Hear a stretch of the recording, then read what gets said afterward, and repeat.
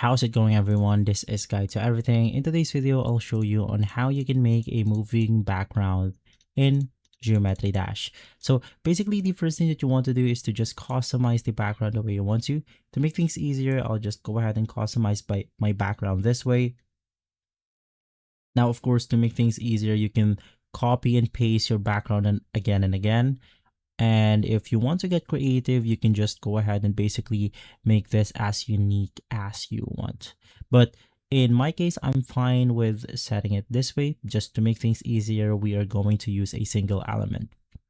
From there, you then want to make sure to turn your background into a specific group. So in here, to make things easy, just go ahead and highlight everything.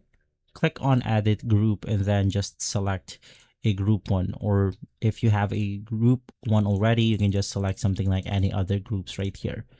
From there, you then want to click on build, and then we are going to add a specific trigger called the move trigger.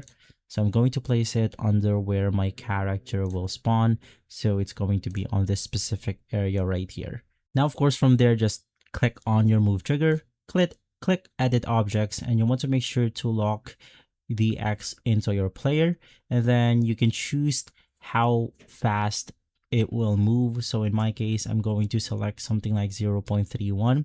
If you want to go ahead and adjust this even further, maybe you want a faster moving background, you could turn this up depending on your style.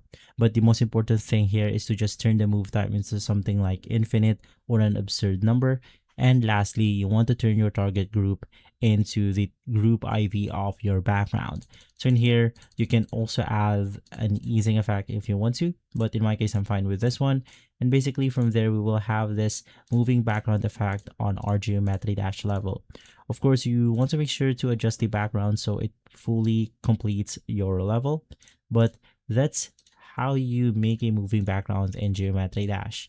If this video has been helpful, leave a like, subscribe, and follow Guide to Everything for more videos like this. Thanks for watching.